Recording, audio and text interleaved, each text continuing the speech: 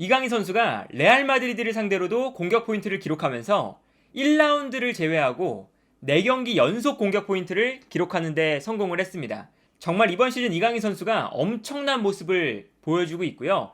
오늘 시즌 3번째 도움을 기록하면서 라리가 전체에서 어시스트 순위 1위에 올라가게 되었습니다. 그런데 오늘 경기에서는 마요르카가 레알 마드리드를 상대하는 경기였기 때문에 평소에는 마요르카가 5-3-2 전형을 만들 때 최전방에 무리키 그리고 그 옆자리에 이강인 선수를 배치하는 전형이었었는데 오늘 경기는 아무래도 수비 숫자가 조금 더 많이 배치되어 있어야 되는 경기였기 때문에 이강인 선수를 왼쪽으로 내리면서 5-4-1의 형태를 만들었습니다. 그리고 이강인 선수가 5-4-1의 형태에서 왼쪽 미드필더에 배치가 되는 전형이었는데요.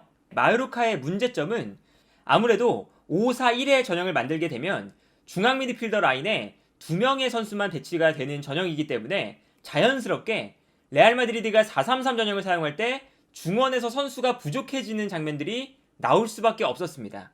그래서 오늘 아기레 감독이 어떤 전략을 사용했냐면 좌우 측면에 있는 이강인과 다니 로드리게스를 수비할 때 중앙 지역으로 모여들게 만드는 전략을 사용을 했어요. 자연스럽게 마요르카의 중원에는 4명의 선수가 배치가 되는 모습을 볼 수가 있었고요. 그리고 이때 이강인과 다니 로드리게스가 중앙으로 모여들면서 앞선에서 상대를 압박하기 때문에 후방에 있는 2명의 미드필더는 수비라인 앞을 보호하는 역할을 수행할 수가 있었습니다. 그래서 오늘 마요르카의 전형을 보면 최후방에 5명 그리고 그 앞에 4명의 선수가 배치되면서 5-4-1의 전형을 만들고 있는데 이때 이강인 선수가 왼쪽 측면 미드필더로 배치가 되는 것을 볼 수가 있었습니다. 그리고 이때 이강인 선수의 움직임을 보면 수비하는 상황에서 자연스럽게 이강인이 중앙으로 들어와 주는 것을 볼 수가 있어요.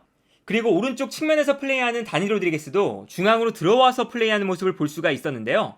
그러다 보니까 자연스럽게 마요르카의 중원에는 4명의 선수가 배치가 되는 것을 볼 수가 있었습니다. 그리고 이렇게 측면 미드필더들을 중앙으로 모여들게 만드는 것은 아틀레티코 마드리드의 시메오네 감독이 한창 4-4-2 두 줄 수비를 수준 높게 가져갈 때 사용했던 전략 중 하나라고 할 수가 있겠는데요. 그 당시에는 좌우 측면에 코케나 사울리게스, 사실상 중앙 미드필더들을 좌우 측면에 배치하면서 중앙 미드필더들이 측면에 배치되어 있다가 중앙으로 모여들면서 중앙 미드필더의 숫자를 늘려주는 플레이를 자주 가져갔습니다. 그러다 보니까 오늘 경기에서도 마요르카가 이강인과 다니 로드리게스 이 두 선수가 사실 측면 자원이라고 보기에는 다소 어렵고 중앙 미드필더 혹은 공격형 미드필더에 가까운 선수들이거든요. 이제 그러다 보니까 오늘 마요르카도 이 좌우 측면에 있는 선수들을 중앙으로 모여들게 하면서 중앙 미드필더의 숫자를 늘려주는 것이 오늘 수비에서 가장 주요한 전략 중 하나였다. 이렇게 볼 수가 있겠고요. 그리고 여기에 더해서 이강인이 맡고 있는 이 측면 미드필더의 역할이 수비 라인에서 아주 중요한 이유가 뭐냐면 상대팀이 중앙에서 볼을 전개할 때는 중앙 지역으로 모여들어야 하지만 반대로 중앙 지역으로 모여들면서 측면에 공간이 발생하면 상대팀 입장에서는 자연스럽게 측면으로 볼을 전개하게 되는데 이때 중앙으로 들어와 있는 미드필더는 상대팀이 측면으로 볼을 전개하는 순간 빠르게 측면으로 나가줄 수도 있어야 합니다. 그러니까 이강인 선수가 오늘 맡고 있었던 역할은 중앙으로 들어오면서 중원 싸움을 도와주기도 하고 측면으로 상대팀이 공격을 전개하면 측면으로 달려나가면서 측면 수비도 담당해줘야 되는 측면과 중앙을 활발하게 오가야 되는 역할이었어요. 그러니까 그만큼 이강인 선수가 수비적으로 부지런하게 움직여줘야 되는 역할이었습니다. 그런데 오늘 이강인 선수에게 아기레 감독이 이러한 역할을 맡겼다는 것은 그만큼 이강인 선수가 이번 시즌 체력적으로 그리고 수비적인 움직임이 이렇게 수비적으로 중요한 역할을 맡을 만큼 좋아졌다고 할 수가 있겠고요. 그리고 실제로 오늘 이강인 선수가 수비적으로도 아주 훌륭한 활약을 펼쳤습니다. 이강인 선수가 오늘 마요르카 대회에서 2번째로 볼경합 상황에 참여한 횟수가 가장 많은 선수였거든요. 그만큼 이강인 선수가 오늘 측면과 중앙을 활발하게 오가면서 레알 마드리드 선수들을 방해해주는 움직임을 꾸준하게 가져가면서 오늘 볼경합 상황에 많이 참여해줬다는 것을 의미하거든요. 그만큼 오늘 이강인 선수가 후반전 막판에는 상당히 지쳐있는 모습을 보여줬는데 오늘 수비적으로도 매우 부지런히 뛰어야 되는 역할을 맡았고 그만큼 이강인 선수가 수비적인 부담이 컸기 때문에 후반전 막판에는 체력적으로 조금 지쳐있는 모습까지 볼 수가 있었다. 그리고 이강인 선수가 워낙에 이번 시즌에 수비적으로 좋은 모습을 보여주다 보니까 라리가 전체에서 현재까지 볼경합 상황에서 승리한 횟수가 라리가 전체에서 5번째로 많은 선수거든요.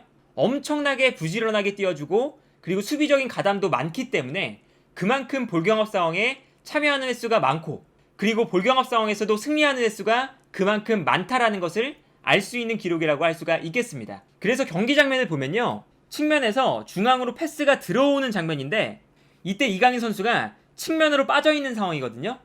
그런데 여기서 중앙으로 패스가 전개되는 것을 보고 곧바로 중앙으로 좁혀 들어오기 시작합니다.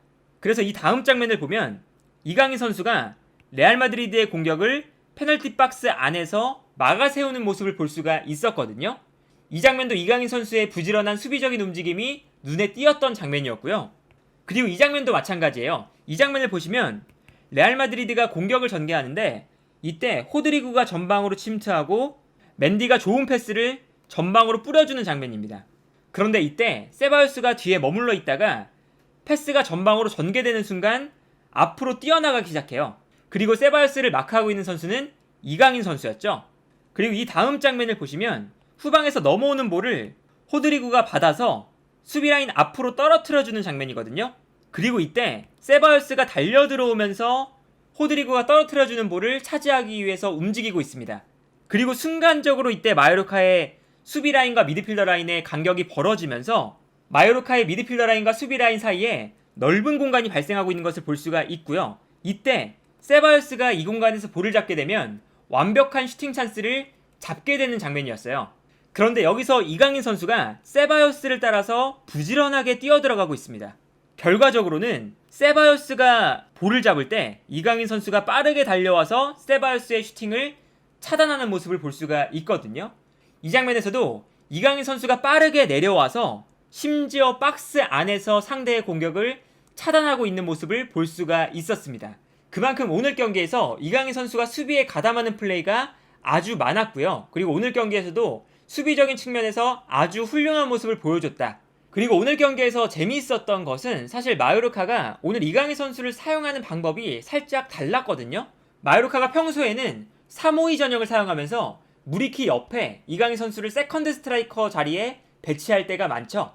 그리고 여기서 이강인 선수를 활용하는 방법은 기본적으로 마요르카가 수비 라인을 뒤로 내리고 수비적인 측면에 집중하면서 공격할 때는 무리키에게 한 번에 롱패스를 보내주고 무리키가 볼을 떨어뜨려줄 때 이강인 선수가 부지런하게 움직이면서 무리키가 떨어뜨려주는 볼을 가져오게 되는 모습을 볼 수가 있었는데 이때 이강인 선수가 아무래도 세컨드 스트라이커 자리에 뛰다 보니까 왼쪽 오른쪽을 가리지 않고 활발하게 움직이면서 상대 수비를 끌고 움직이고 그 과정에서 무리키에게도 공간이 생기는 장면들을 볼 수가 있었어요. 공격 라인에서 왼쪽 오른쪽을 가리지 않고 활발하게 오프 더블 플레이를 가져가면서 상대 수비를 혼란스럽게 만든다는 것이었거든요. 그런데 오늘 경기에서는 이강인 선수를 측면으로 내리면서 이강인 선수에게 수비적인 역할을 맡겼는데 사실 이러한 전술을 이 아기레 감독이 1라운드에서도 사용을 했었거든요. 근데 1라운드에서는 이강인 선수를 오른쪽 측면 미드필더에 배치를 했어요. 그러면서 이강인 선수가 공격할 때 볼을 잡은 이후에 올라오면서 중앙으로 접고 들어오고 이때 이강인 선수가 왼발을 사용할 수 있는 각도가 만들어지는 것이었거든요. 그런데 오늘 경기에서는 아기레 감독이 오른쪽 측면이 아니라 왼쪽 측면 미드필더로 기용을 했었거든요.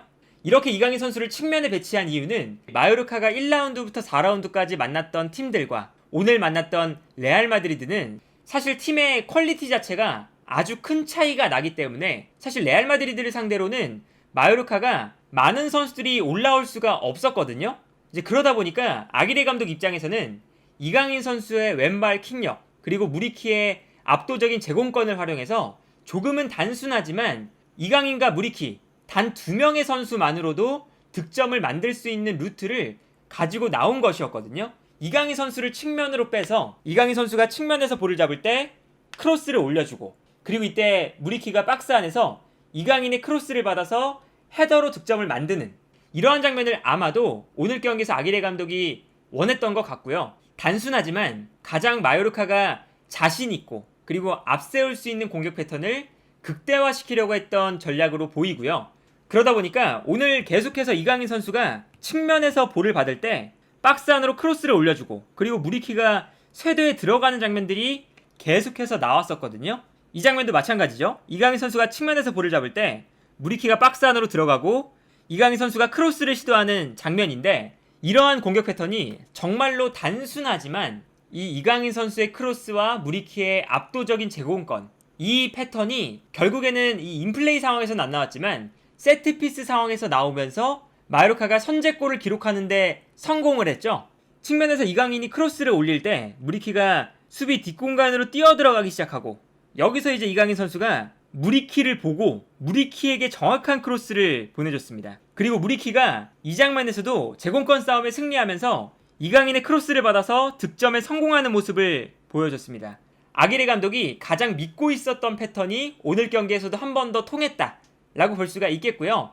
이강인 선수는 한 골과 3개의 도움을 기록하면서 이번 시즌 마요르카가 5골을 기록했거든요. 근데 이 5골 중에서 이강인 선수가 한 골과 3개의 어시스트로 무려 4골, 마요르카 득점의 90%에 참여를 하고 있습니다. 이제 그만큼 이강인 선수가 이제는 마요르카 내에서 절대로 빼놓을 수 없는 자원이라고 할 수가 있겠고요. 기본적으로 이 아기레 감독이 이번 시즌 마요르카를 이끌어나가는 방향 자체가 단단한 수비, 그리고 한 번의 역습 찬스를 득점으로 연결시킨다. 이 두 가지가 충족이 되면서 지금 마요르카가 좋은 성적을 거두고 있거든요. 그런데 그 과정에서 좋은 수비를 만들 때 이강인 선수가 수비적으로 많이 내려와서 수비적인 역할도 충분히 해주고, 그리고 공격으로 올라갔을 때는 사실 이강인 선수의 크로스가 있기 때문에 무리키의 압도적인 제공권을 살려줄 수가 있는 거거든요. 그래서 이강인 선수가 공격할 때도 당연히 빼놓을 수 없는 자원일 수밖에 없고요. 그래서 오늘 경기도 사실 이강인 선수가 수비적인 측면이나 아니면 공격적인 측면에서 아주 잘해준 경기라고 볼 수가 있겠고요. 물론 이제 당연히 이 마요르카가 레알 마드리드에게 경기력적인 측면에서 많이 밀리고, 그리고 이강인 선수가 그 전 경기들처럼 훨씬 더 자유롭게 움직이면서 플레이를 할 수가 없었어요. 애초에 수비적인 역할을 부여받고 나왔기 때문에 그러한 점은 아쉽지만 이강인 선수가 오늘 경기에서도 수비적으로도 좋은 모습을 보여주고 공격적으로도 결국에는 공격 포인트를 올리면서 마요르카에서는 빼놓을 수 없는 자원이 되었다는 것을 오늘 경기에서도 증명을 해내지 않았나 싶습니다. 그리고 당장 기록을 봐도 지금 이강인 선수가 마요르카가 공격 상황이 그렇게 많지 않은 팀이잖아요. 그런데 이강인 선수가 지금 라리가 전체 내에서 결정적인 찬스를 만들어준 횟수가 가장 많은 선수고요. 키패스 횟수도 라리가 전체에서 4번째로 많은 선수, 그리고 드리블 성공 횟수도 라리가 전체에서 비니시우스와 함께 2번째로 많은 선수거든요. 그러니까 얼마나 이번 시즌 이강인 선수가 엄청난 활약을 보여주는지를 알 수 있는 기록들이고, 그리고 당장 화요일에 국가대표팀 명단이 발표가 되죠. 그런데 라리가에서 지금 현재 도움을 가장 많이 기록하고 있는 선수를 우리가 안 뽑는다는 것은 너무나 이제 말도 안 되는 상황이기 때문에 사실 화요일날 이강인 선수가 뽑히는지 안 뽑히는지가 재미있는 포인트가 될 것 같긴 한데, 아무튼 이강인 선수가 라리가 전체에서 공격적으로 가장 컨디션이 좋은 선수 중 한 명이라는 것은 절대 부정할 수 없는 사실이라고 할 수가 있겠습니다.